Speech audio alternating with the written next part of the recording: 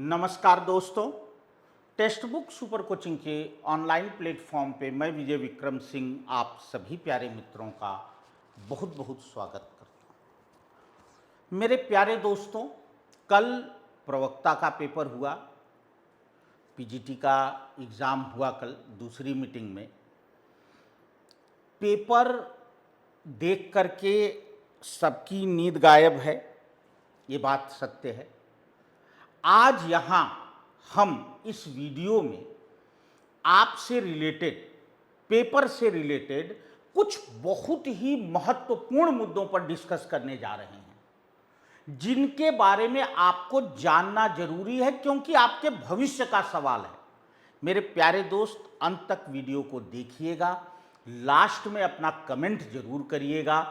और सबसे बड़ी बात है कि जो बात मैं आपको आगाह करने जा रहा हूं, अगर आपने इस चीज पर ध्यान नहीं दिया तो हो सकता है कि टीजीटी में इस चीज का खामियाजा उठाना पड़ जाए।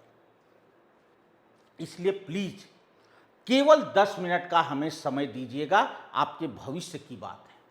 सबसे बड़ी बात यह है कि कैसा आया था पीजीटी का पेपर, प्रवक्ता हिंदी। नो डाउट पेपर कठिन था। एक शब्द में अगर आपसे पूछा जाए तो पेपर कठिन था, लेकिन यह एक ऐसा पेपर था जिसमें केवल कठिन मात्र कह देने से आपका काम पूर्ण नहीं होगा। इसका रीजन है कि कठिन क्यों था। कठिन पिछला टीजीटी का पेपर भी था, पर उस पेपर को लेकर के किसी ने कोई बात नहीं कही, क्योंकि उस पेपर में जो प्रश्नों का स्तर था, प्रश्नों के चयन का जो स्तर था, वो बहुत अच्छा था। तो हर आदमी ने कहा कि नहीं, ऐसा ही पेपर बनना चाहिए। लेकिन जो इस बार पेपर आया, सबने कहा ऐसा पेपर नहीं बनना चाहिए। तो दोनों में क्या अंतर है, क्या ऐसा कर दिया गया? देखिए, सबसे पहली बात तो है कि ये पेपर अब तक की परंपरा से बिल्कुल हटकर था। और सबसे आगे की बात जो मैं बताऊंगा, कारण ये कोई पूरे यूट्यूब पर मैं लिख कर दे रहा हूं, किसी ने नहीं आपको बताया होगा। जो चीज मैं आपको बताने जा रहा हूं, जिससे आगाह करने जा रहा हूं, परंपरा से हटकर पेपर था। परंपरा से हटकर पेपर क्यों था? क्योंकि कथन कारण इस तरह के क्वेश्चन यूजीसी में आते हैं। टीजीटी पीजीटी में कभी कभार बाई द वे एकाध बहुत सरल प्रश्न पूछ दिए गए हों, अन्यथा ये प्रश्न नहीं आते हैं। ठीक है, चलो 2 क्वेश्चन 3 क्वेश्चन थे, 2 क्वेश्चन थे, कोई बहुत बड़ी बात नहीं है। लेकिन सबसे बड़ी बात यह है कि जब भी आप किसी भी पाठ्यक्रम को टीजीटी के पीजीटी के शुरू करते हैं, तो हम बताते हैं कि यार देखिए, इसके इतने भाग हैं। हिंदी साहित्य का इतिहास है, काव्य शास्त्र है, भाषा विज्ञान है, व्याकरण है, संस्कृत साहित्य है, संस्कृत व्याकरण है। तो इस तरीके से इतने भाग हैं और लगभग 50% प्रश्न हिंदी साहित्य इतिहास से आता है, बाकी सब मिलाकर के 50% रहते हैं। तो पेपर यह है एक ट्रेडिशनल, जैसा कि आज तक पेपर बनता आया था, बन रहा है। सबसे बड़ी बात यह है कि यह पेपर जो है परंपरा से हटकर इसलिए था क्योंकि हमें लग रहा है कि जितना हिंदी साहित्य इतिहास इस बार पूछ लिया, इतना कभी नहीं था। इसीलिए हमने पॉइंट नंबर 2 लिखा है, पेपर असंतुलित था। पेपर संतुलित होना चाहिए। व्याकरण और टोटल मिलाकर मुझे लग रहा है 30-40 क्वेश्चन नहीं रहे होंगे 125 में, 30-35 क्वेश्चन रहे होंगे। तो 90 से 100 के बीच में हिंदी साहित्य का जो है, 90 के आसपास जो है हिंदी साहित्य का इतिहास था। ये कोई संतुलित नहीं है, क्योंकि देखिए, संतुलित मैं इसलिए कह रहा हूं कि बच्चा व्याकरण पढ़ने पर भी उतनी मेहनत कर रहा है, हिंदी साहित्य इतिहास पर भी कर रहा है, काव्य शास्त्र पर भी कर रहा है, भाषा विज्ञान पर भी कर रहा है। तो हर जगह से प्रश्न उठना चाहिए और बराबर मात्रा में उठना चाहिए, ताकि बच्चे को कभी भी ये न लगे कि नहीं, इस पोर्शन को हमारा पढ़ना बेकार चला गया, हमारा समय बेकार चला गया। इसलिए पेपर जो है असंतुलित था, परंपरा से हटकर था। जैसे अब तक पेपर आता था उस तरह से नहीं था। तीसरी चीज है कि प्रश्नों का जो स्तर था वो पीजीटी की बजाय यूजीसी के लेवल का था। प्रश्नों का स्तर पीजीटी के बजाय यूजीसी के लेवल का था। जब आप सभी साथी ईमानदारी से कमेंट करके बताइएगा कि जब आप सभी साथी एग्जाम हॉल में बैठ करके प्रश्न पत्र को सॉल्व कर रहे थे तो आपको यही लगा होगा कि हम प्रवक्ता का पेपर नहीं दे रहे, हम यूजीसी का पेपर दे रहे हैं। क्योंकि फिर मैं वही बात रिपीट करूंगा, व्याकरण इक्का दुक्का, वो भी बहुत भाई, संज्ञा सर्वनाम लिंग वचन कारक विशेषण, ये जो आप मेन व्याकरण पढ़ते हैं वहां से एक प्रश्न भी नहीं था। जो प्रश्न था भी वो वर्तनी शुद्धि, हाँ ये है कि जो प्रश्न थे वो बड़े अच्छे लेवल के थे इनमें व्याकरण में, पर प्रश्न क्या था? वर्तनी शुद्धि, वाक्य शुद्धि, संधि समास, जैसे यूपी टेट का पेपर बनाया गया हो। ठीक है, स्तर ऊंचा था इसलिए हम पीजीटी में उसे एक्सेप्ट कर लेते हैं। काव्य शास्त्र न के बराबर था, भाषा विज्ञान में केवल बोली को छोड़ करके कुछ छुआ ही नहीं गया था। तो ऐसा लग रहा था कि जैसे हम पीजीटी का पेपर नहीं सॉल्व कर रहे हैं, हम यूजीसी का पेपर सॉल्व कर रहे हैं। अब जो मैं आपसे अगली बात कहने जा रहा हूं उस बात को गौर करना। क्या हुआ इससे मतलब नहीं है, बीती ताह बिसारिए आगे की सुध ले, इससे मतलब नहीं है। मतलब ये है, हमारे अवधी भाषा में एक कहावत कहते हैं कि चोर के आने का डर नहीं है, चोर के परछने का डर है। परछना बांधते हैं, बार बार आना जाना। तो चोरवा के आवे का डर ना है भैया, चोरवा के परिचय का डर है।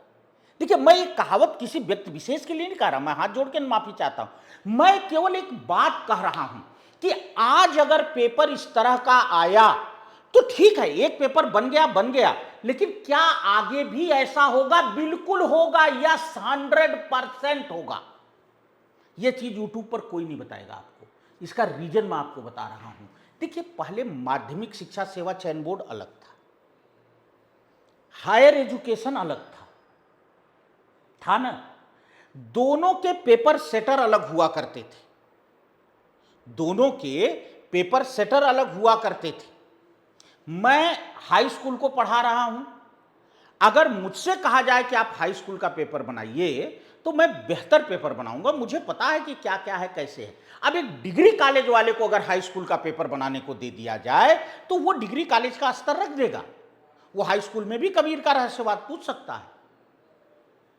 मैं किसी चीज को दोष नहीं दे रहा हूं, मैं केवल अपना जो मेरा अपना सोचना है, मेरा विचार है, वो मैं आपके सामने रख रहा हूं कि जो पहले माध्यमिक शिक्षा सेवा चयन बोर्ड था, इसके पेपर सेटर अलग थे। वो पूरे पाठ्यक्रम को, ट्रेंड को, चीजों को अच्छे से जानते थे और उसके अकॉर्डिंग पेपर बनता था। हाँ ठीक है, कभी उन्होंने थोड़ा सरल प्रश्न उठा लिए, कभी कठिन प्रश्न उठा लिए, वो एक अलग की बात थी। अब जब तीनों बोर्ड एक हो गया है तो हमेशा जो सबसे ऊपर की योग्यता होती है उसी को ध्यान में रखा जाता है। अब जो पेपर सेट करने वाले आदमी का स्तर होगा वो हायर एजुकेशन के अकॉर्डिंग होगा, और हायर एजुकेशन का व्यक्ति अगर पेपर बनाएगा तो पेपर ऐसा ही बनेगा। इसलिए मैं कह रहा हूं कि आगे से इस तरह के पेपर के लिए तैयार हो जाइए।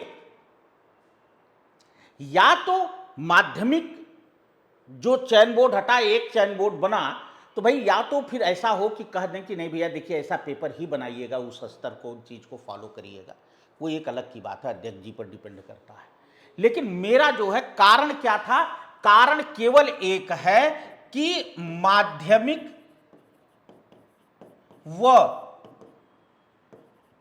उच्च शिक्षा का एक होना, माध्यमिक व उच्च शिक्षा का एक होना, यह सबसे असली कारण है जो पेपर इस तरह का आया है।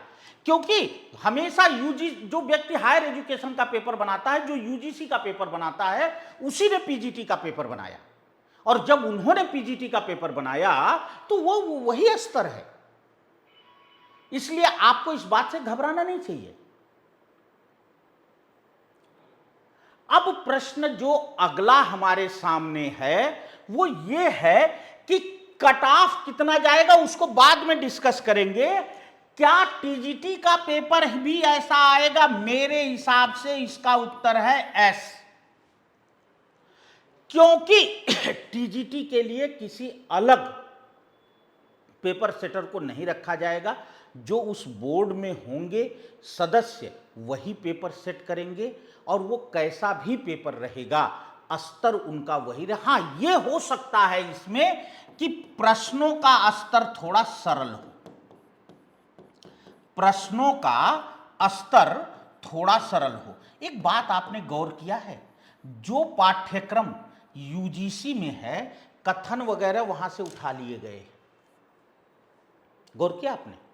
यूजीसी के पाठ्यक्रम से कथन। इसके पहले टीजीटी पीजीटी में कभी निबंध के बीच से पंक्ति पूछी गई थी, सीरीज के फूल नहीं। नाटक उपन्यास की पंक्ति पूछी जाती थी, वो एक अलग बात है। तो जो पाठ्यक्रम यूजीसी का है उसी के बीच से पंक्तियां उठा ली गई। इसलिए मैं आपको आगाह करने के लिए ये वीडियो बना रहा हूं।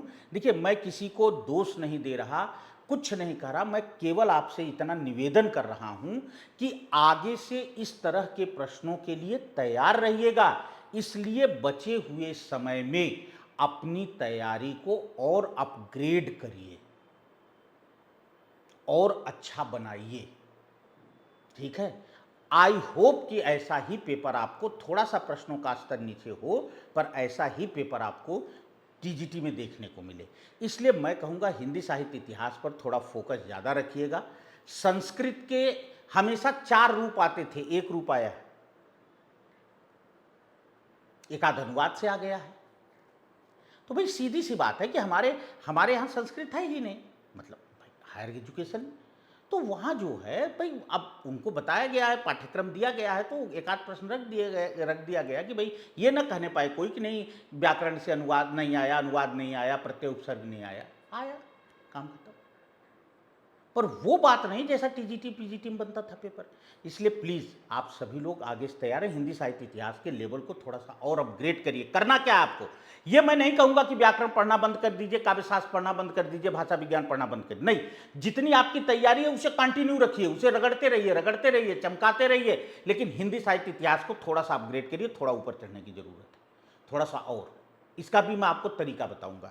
दूसरी चीज ये है कट ऑफ। देखो, मेरे अकॉर्डिंग 90 से 92 पर आराम से कॉल हो जानी चाहिए। 90 से 92 पर आराम कर। यदि मैं खुद कर रहा हूं उस बात का खंडन कि कल मैंने 105 बताया था जो अब आंसर की में, लेकिन भाई ठीक है, वो तुरंत पेपर मिला था तो तुरंत की बात अलग होती है। बाहर निकलते हमको, आपको भी लगता है कि हमारे 110 से कम सही ना हुए, लास्ट में आके पता चला कि 80 पे रुक गए।